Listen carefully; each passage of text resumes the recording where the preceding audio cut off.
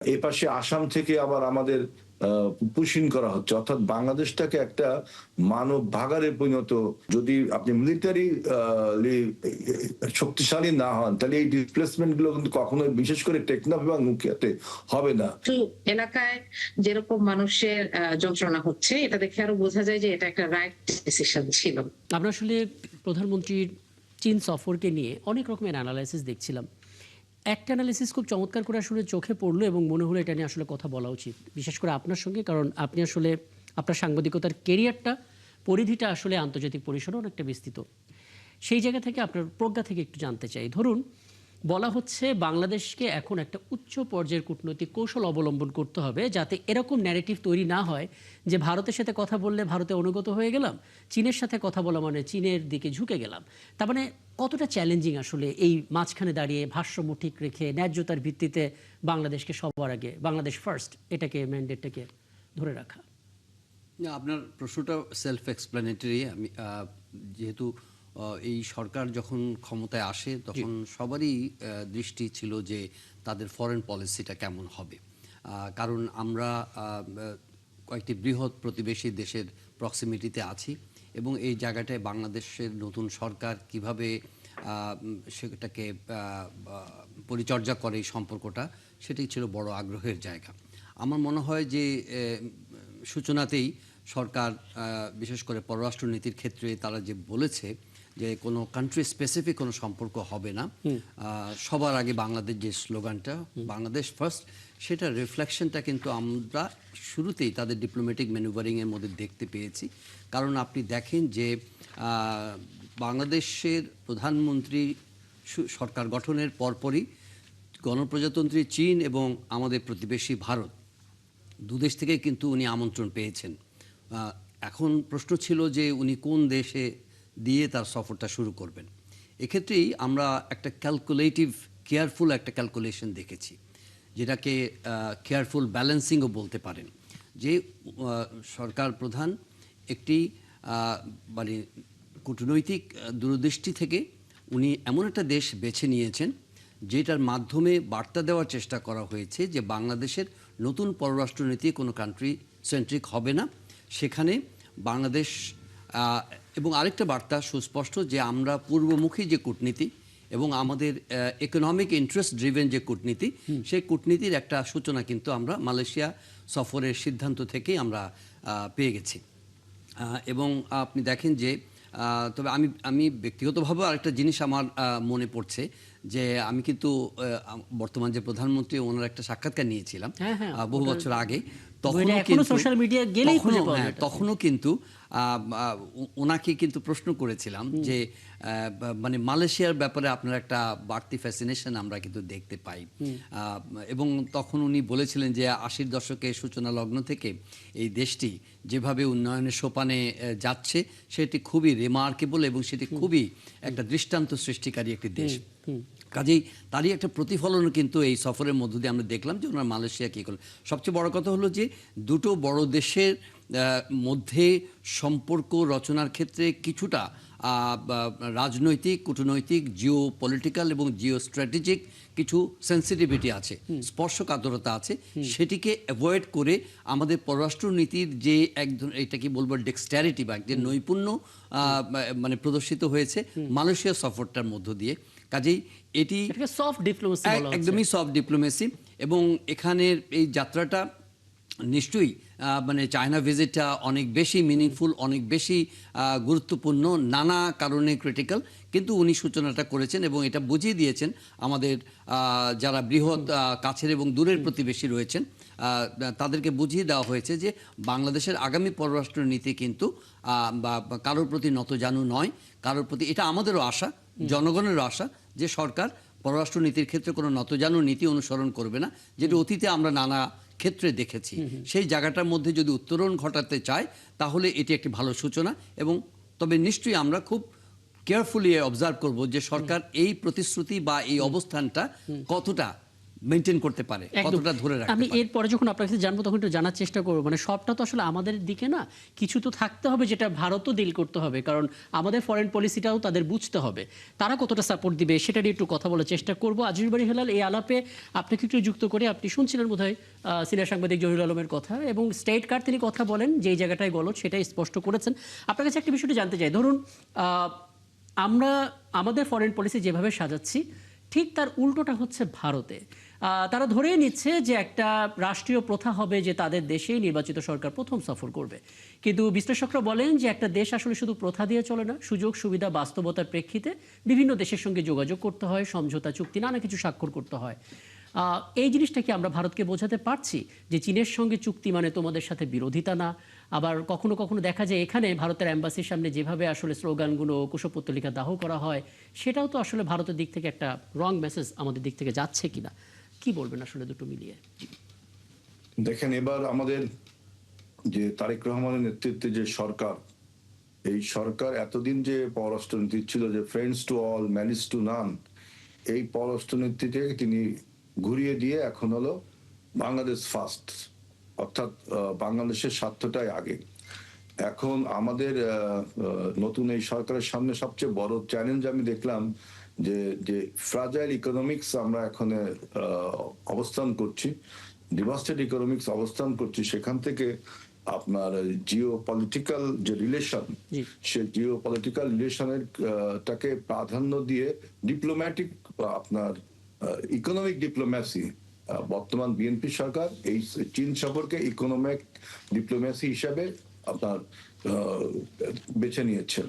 এখন বাংলাদেশ একটা স্বাধীন সার্বভৌম দেশ, সে কোন দেশে বা কার সাথে সম্পর্ক করবে সেজন্য তার স্লোগানটাও এরকম যে বাংলাদেশ ফার্স্ট, বাংলাদেশের স্বার্থ। এই মুহূর্তে বাংলাদেশের এই ইকোনমিক স্ট্রেনদেন করবার জন্য, আমাদের বিশেষ করে বিনিয়োগে আকর্ষণ করবার জন্য, অবকাঠামোগত উন্নয়ন ঘটানোর জন্য আমাদের যে স্ট্র্যাটেজিক্যাল পলিসি, যেটাকে লুক ইস্ট পলিসি বলছে, যে পূর্বমুখী নীতি, সেখানে আপনার চীনের একটা অভিজ্ঞতা বা অভ্যাস রয়েছে এই বিনিয়োগ এবং অবকাঠামোতে সাহায্য সহযোগিতা করা। এবং আমাদের বিএনপি সরকারের, বিএনপির যে প্রতিষ্ঠাতা শহীদ প্রেসিডেন্ট জিয়াউর রহমান, তিনিও কিন্তু তার প্রথম সফর চীন দিয়ে শুরু করেছিলেন, তারপরে তিনি মিশর গিয়েছিলেন। সুতরাং এই যে লুক ইস্ট পলিসি আমাদের স্ট্র্যাটেজিক পলিসি। আর চীনের এবং মালয়েশিয়ার শ্রম বাজার, এটা কত গুরুত্বপূর্ণ আপনারা জানেন যে মালয়েশিয়ার শ্রম বাজার, এবং আমাদের শ্রম বাজার মনে হয় শুরু হবে আমাদের আজকে, আপনি যদি স্টেটমেন্ট গুলো দেখেন আমাদের ওইখান থেকে প্রেস ব্রিফিং হ্যাঁ, মানে শ্রম বাজার নিয়ে একটু পরে আসবো, যেন আজিজুল বারী হেলাল, ওটা আমাদের হাতে আছে। খালি আমি এটুকু জানতে চাই যে ভারতকে এই বার্তাটা আমরা দিতে পারছি কিনা যে চীনের সঙ্গে চুক্তি হওয়া মানে তোমাদের সাথে বিরোধিতা না, তোমাদেরও প্রয়োজন আছে, এবং বাংলাদেশ আসলে নিজের স্বার্থে সেটাও করতে পারে। এখানে ভারত প্রসঙ্গটা আসছে না, ভারত আমাদের ইনভাইট করছে, চীনও ইনভাইট করেছে। এখন আমাদের সামনে প্রায়োরিটিটা কি? প্রায়োরিটিটা আমাদের ডিভাস্টেড ইকোনমিক্সকে ডেভেলপ করা। সেখানে চীনের লুক ইস্ট পলিসিটা আমাদের খুবই কাজে লাগবে। দ্যাট ডাজ নট মিন যে ভারতের সাথে আমাদের সম্পর্ক এটা কেন বলছি জানেন? এটা কেন বলছি যে আপনি আরো ভালো জানবেন। গ্লোবাল ভিলেজে থাকার কারণে আমরা দেখতে পাচ্ছি যে ভারত একটু একটু করে যত এগোচ্ছে যুক্তরাষ্ট্রের সঙ্গে, চীনের সঙ্গে ভারতের সম্পর্ক এখন খুব খারাপের দিকে যাচ্ছে। সেই জায়গা থেকে আমরা দুই দেশের সাথে সুসম্পর্ক রাখতে চাই, এই কারণে আসলে অবধারিতভাবে ভারতের প্রসঙ্গটা চলে আসে। এটার যদি উত্তর শুনতে চান তাহলে আমি একটা বলি যে জি। পৃথিবীতে যে কোল্ড ওয়ার ছিল একসময়, ভারত এবং আমেরিকা এবং রাশিয়া, সেই কোল্ড ওয়ার বা যে শক্তির যে ভর কেন্দ্র, এখন কিন্তু মোটামুটি বলা যায় যে আমেরিকা এবং চীন, এবং তার সাথে যোগ আছে রাশিয়া এবং ভারত। সুতরাং এক কথায় বলা যায় যে শক্তির ভর কেন্দ্র এখন কিন্তু এশিয়ায় অবস্থান করছে। সুতরাং একটি শক্তিশালী রাষ্ট্রের সাথে সম্পর্ক করা, বিশেষ করে আমাদের চীন কিন্তু অনেকটা, আমি মনে করি যে রাজনৈতিক নিরপেক্ষ, তারা কিন্তু অর্থনৈতিক রিলেশনটাই বেশি করে সব দেশের সাথে, বিশেষ করে বিনিয়োগ, অবকাঠামোগত উন্নয়ন, শিক্ষা, জ্বালানি, এই সমস্ত ক্ষেত্রে চীনের এই বিনিয়োগ করার অভিজ্ঞতা রয়েছে, পূর্বে অভ্যাস রয়েছে। সুতরাং এই মুহূর্তে সেই বিবেচনায় আপনার চীনের সাথে আমাদের প্রয়োজন রয়েছে। এবং আপনি দেখেছেন যে আপনি বলছেন যে আরেকটা দেশ রাগ করতে পারে বা অ্যানয়েড হতে পারে, কিন্তু আপনি মে মাসে যখন ট্রাম্প সফর করলো চীনে, তখন কিন্তু আমরা দেখলাম যে চীন আমেরিকার সম্পর্কটাও অনেকটা আপনার প্রশমিত হয়েছে, শান্ত হ্যাঁ, মানে হয়েছে। এখন চীন দেশটার যখন কেউ নাম নেয় তখন আসলে পুরোপুরি অর্থনৈতিক একটা মানসিকতা চলে আসে, কারণ বলা হচ্ছে যে চীন হচ্ছে এখন বাণিজ্য যুদ্ধে সবচেয়ে এগিয়ে থাকা দেশ। আমি আপনার কাছে একটা বিষয় একটু জানতে চাই জরুল আলম, তার আগে যদি আপনি আজিজ বারিহালের কাছে কিছু জানতে চান আর কি। না, মানে উনি তো স্পষ্ট করেছেন এবং এটাও ক্লিয়ার যে প্রতিবেশী দেখেন মালয়েশিয়া এবং চায়না যাওয়ার আগে কিন্তু এই বিষয়টা নিয়ে সরকার কিন্তু অনেক ভেবেছে আমার কাছে মনে হয়েছে, কারণ এর আগে নেপালের কথা বলা হয়েছিল যে Bhutan could be the first মানে ডেস্টিনেশন হতে পারে, শুধুমাত্র এই মানে কি বলবো যে এই পারসেপশনটাকে যাতে মানে অ্যাভয়েড করা যায়। আপনি ভারত মানে চীনের ভিজিটার বিষয়টা, এবং সেটা কিন্তু করা হয়েছে আলটিমেটলি। এটা এমন না যে চায়নাতে আগে গেছে, মানে প্রথম ভিজিটটা কোথায় হবে এটাই তো আপনার প্রশ্ন, বা এটাই তো মানে সামগ্রিকভাবে বিভিন্ন পরিসরে আলোচনা। সেটাকে মানে ডিপ্লোম্যাটিক্যালি এটাকে ইভেট করার জন্যই মালয়েশিয়াকে বাছাই করা হয়েছে বলে মনে হয়।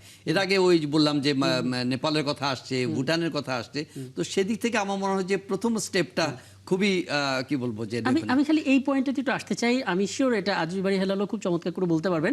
আপনি যদি শুরুটা করে দেন জরুল আলম। ধরুন আমরা বলছি যে আমরা আসলে বাংলাদেশের স্বার্থটাকে মাথায় রেখে সবার সাথে একটা কূটনৈতিক প্রক্রিয়ার মাধ্যমে সুসম্পর্ক রাখতে চাই ভারসাম্য এবং ন্যায্যতার প্রেক্ষিতে। কিন্তু যখন আসলে দেখা যায় আমাদের দেশে কোনো একটা সংগঠন তারা যৌক্তিক কারণে হোক বা যাই হোক আন্দোলন করছে, একটা পর্যায়ে গিয়ে সেই আন্দোলনটা তো সরকারের কাছে স্মারকলিপি হোক বা যা করে হোক না কেন প্রতিবাদ আমরা জানাতে পারি, কিন্তু আমরা যদি আসলে ভারতের এম্বাসির সামনে দাঁড়িয়ে বা অন্য কোনোভাবে উস্কানিমূলক স্লোগান দিয়ে একটা ন্যারেটিভ তৈরি করার চেষ্টা করি, সেটা আসলে এই দ্বিপাক্ষিক দেখেন আপনি এটা কিন্তু দ্বিপাক্ষিক। Foreign relations always bilateral, mutual বেনিফিটের উপর হয়ে থাকে, মিউচুয়াল ইন্টারেস্টের মধ্যে হয়ে থাকে, শেয়ার্ড ভ্যালুজের মধ্যে হয়ে থাকে। সেই জায়গার মধ্যে আমরা কিন্তু দীর্ঘদিন ধরে কিন্তু আমরা সভরেন্টির দিক থেকে বলেন, আমরা যে একটা রেসপেক্টেড নেইবার, সেটা কিন্তু আসলে আমরা ফিল করি নাই। না, হ্যাঁ, এই যে ফিলিংটা আমাদের নানা ক্ষেত্রে আঘাত প্রাপ্ত হয়েছে, এটা রিফ্লেকশন থাকবে বাংলাদেশে, এবং এটা কিন্তু ওভারনাইট আপনার বদলে যাবে এটা আশা করা যায় না। আপনি প্রতিবেশী দেশ বিভিন্নভাবে কিন্তু বা আমাদের সঙ্গে এক ধরনের বিমাতা সুলভ মানে কূটনীতি অনুসরণ করেছে, সেটা আমাদের দ্বিপক্ষীয় স্বার্থের অনুকূলে হয় নাই। আপনি এই মুহূর্ত দেখবেন যে এই যে পুশিনের ঘটনাগুলো ঘটছে, ইলেকশন পরবর্তী তাদের রাজনৈতিক নানা বাস্তবতা হয়তো আছে, কিন্তু একটি দেশের সভরেন একটি দেশের সঙ্গে যে ধরনের রেসপেক্টফুল এবং মিউচুয়ালি রেসপেক্টফুল সম্পর্ক রাখা দরকার, আমি মনে করি ওই জায়গায় এমফাসিস করা দরকার। আপনি যেখানে গুরুত্ব দিতে চাচ্ছেন যে আমাদের রাজনৈতিকভাবে হোক বা বিভিন্ন স্বার্থান্বেষী বিভিন্ন কর্মসূচির কারণে এই সম্পর্কের ক্ষেত্রে কোনো ভুল বার্তা যাবে কিনা, একদম একদম এই ভুল বার্তা যাবে কিনা নিশ্চয়ই। কিন্তু দেখা যাচ্ছে যে এটা তো সরকারের পক্ষ থেকে বার্তাটা দেওয়া হচ্ছে না। আপনি মাঠের বাস্তবতায় কিন্তু ভারতীয় আপনি দেখবেন, পশ্চিমবঙ্গও দেখবেন, কিংবা সর্বভারতীয় বিভিন্ন ধরনের কিন্তু কর্মকাণ্ডের মধ্যে বাংলাদেশের প্রতি কিন্তু খুব বন্ধুসুলভ সবসময় আচরণ করা হয় এমনটা নয়, যদিও এটা ওয়েলকামিং না, কিন্তু মাঠে বা রাজপথে যে কোনো আচরণ, সেটাকে আমার মনে হয় যে দুদেশের সম্পর্কের ক্ষেত্রে মানে খুব মারাত্মক কোনো প্রভাব ফেলবে এটা আমি মনে করি না। তবে এটা ডিপেন্ড করে যে how you develop your mutual relations. ওইটা যদি করতে পারেন তাহলে মানুষের মধ্যে আস্থা তৈরি হবে, পিপল টু পিপল কন্ট্যাক্ট তৈরি হবে, এবং পারস্পরিক সভরেন্টির প্রতি আমরা রেসপেক্টফুল থাকবো, আমাদের নিজস্ব মানে রেসিপ্রোকেশন তৈরি হবে।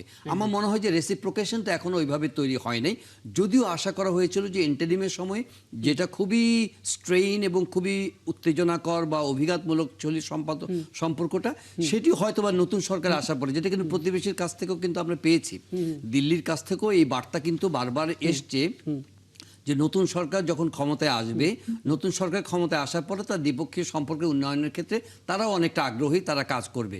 কিন্তু সেই সূচনাটা আমার মনে হয় যে একটা রিমার্কেবলি এখনো স্পষ্ট নয়। সেটা যতক্ষণ না হচ্ছে ততক্ষণ পর্যন্ত কিন্তু আপনার আস্থা বা বিশ্বাসের জায়গাটা তৈরি না হচ্ছে, আমার মনে হয় যে ওইটা মানে আশা করাটা একটু মানে কঠিন। একদম একদম। বাংলাদেশের সবচেয়ে বড় শক্তির জায়গা হচ্ছে এই দেশের একটা অপার সম্ভাবনা আছে, এবং তারুণ্যের আধিক্য আছে, আর বাংলাদেশের একটা বড় দুর্বলতা হচ্ছে তার ভৌগোলিক অবস্থান।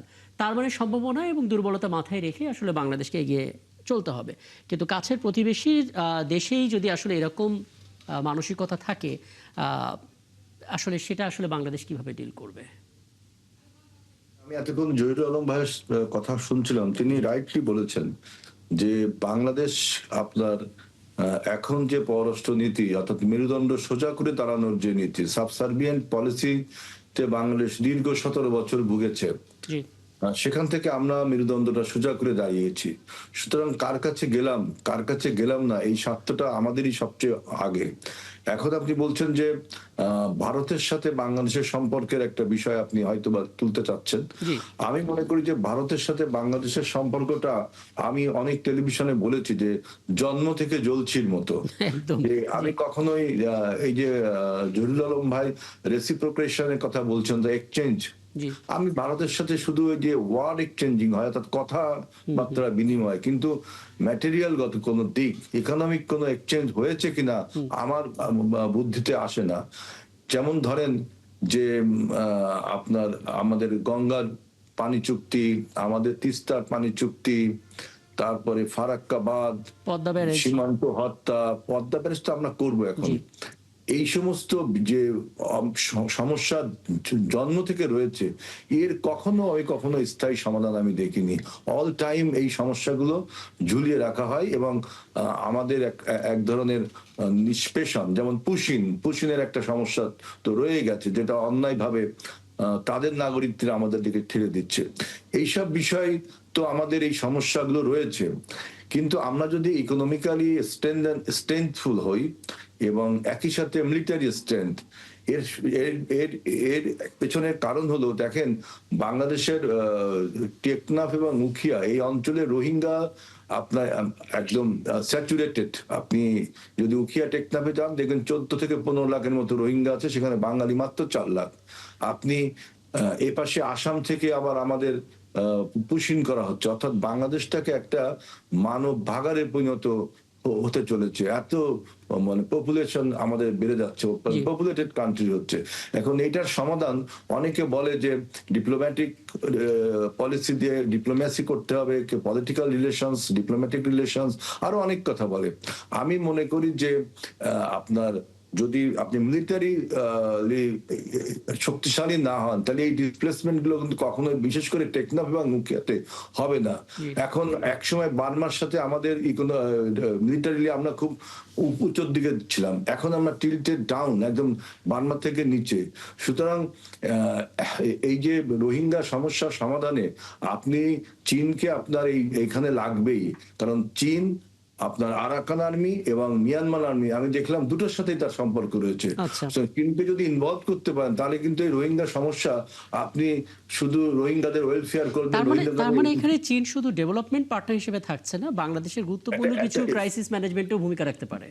জি। একই সাথে মালয়েশিয়াও, দেখেন আমার আসিয়ানে কিন্তু মালয়েশিয়া দেশ, জিওগ্রাফিক্যালি কিন্তু আমরা আসিয়ান ভুক্ত না। মালয়েশিয়াকে ইনভলভ করলে, আমরা আসিয়ানকে যদি ইনভলভ করি, তাহলে কিন্তু রোহিঙ্গা সমস্যার আমরা সমাধান করতে পারি।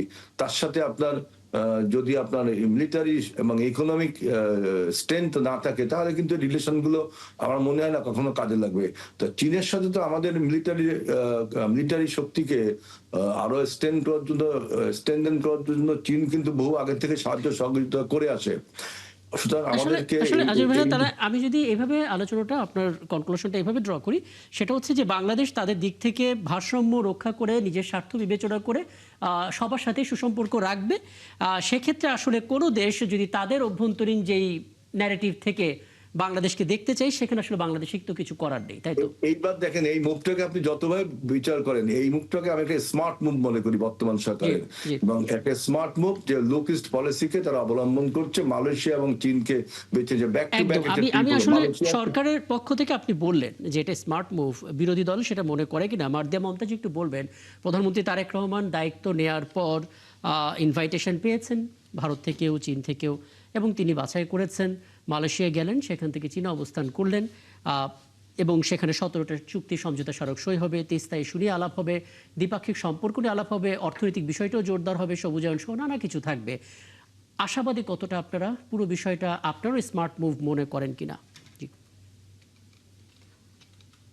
জি, আমি একটু দেরি করে আসায় দুঃখ প্রকাশ করছি আপনাকে সহ এবং জনাব আজিজুল বারী হেলাল এমপি সহ সবাইকে সালাম জানিয়ে শুরু করছি। আসসালামু আলাইকুম। হ্যাঁ, এটাকে আমরা একটা অত্যন্ত সময় উপযোগী একটি মুভ মনে করি এবং দেখেন এইটাতে আসলে এটাতে আমরা হয়তো এটাকে একটা নর্মাল কূটনৈতিক সফর হিসেবেই দেখতাম বা ফার্স্ট সফর হিসেবে এটার একটা গুরুত্ব অবশ্যই আছে, কিন্তু তার সাথে সাথে কিছু এলাকায় যেরকম মানুষের যন্ত্রণা হচ্ছে এটা দেখে আরো বোঝা যায় যে এটা একটা রাইট ডিসিশন ছিল। আচ্ছা। এবং আপনি দেখবেন যে আমি যদি হেলাল ভাইয়ের সাথে একটু অ্যাড করি যে এখানে যে রাজনীতিটা চলছে আসলে আমরা এটাকে পুশ ইন বলছি, কিন্তু ভারত শব্দটাকে বলছে পুশ ব্যাক। জি। অর্থাৎ তারা এটা প্রতিষ্ঠিত করতে চাচ্ছে যে এরা আসলে এই যে বাংলা ভাষায় যে মুসলিমরা কথা বলেন এরা আসলে এপারের অংশ এবং তাদেরকে তারা ফেরত দিতে চাচ্ছে। এটা আমি বলবো যে নিজের দেশের নাগরিকের সাথে এটা অত্যন্ত ন্যাক্কারজনক একটা আচরণ। বাংলাদেশের জন্য এখন এখানে মাথা উঁচু করে দাঁড়ানো যেরকম দরকার, হেলাল ভাই বলছিলেন যে প্রতিরক্ষায় দরকার, এবং এই মুহূর্তে আমি একটা কথা বলে নিতে চাই যে প্রতিরক্ষার বাজেটও আমাদের বাড়ানোর দরকার। তার সাথে সাথে আরেকটা জিনিস যেটা দরকার সেটা হচ্ছে যে যারা আমাদের সীমান্তকে দেখে রাখছেন সেই বাহিনীর নৈতিক অবস্থান। এবং আমি মনে করি যে জনাব তারেক রহমান এই জায়গাটায় তার এই সঠিক সিদ্ধান্তের মাধ্যমে তাদের এই নৈতিক অবস্থানে গুরুত্বপূর্ণ ভূমিকা রাখছেন। আমরা দেখেছি অলরেডি যে তারা কিন্তু জবাব দিচ্ছেন। বিএসএফ এর সাথে এখন আর ওই নতজানু পররাষ্ট্রনীতির জায়গাটা নাই, তারা জবাব দিয়েছেন যে আপনি যদি গুলি করেন আমার বন্ধুকে কি গুলি নাই। আমি মনে করি যে এইটা অনেক সুচিন্তিত একটা কাজ হয়েছে এবং এই ধারাটাকে অব্যাহত রাখা উচিত।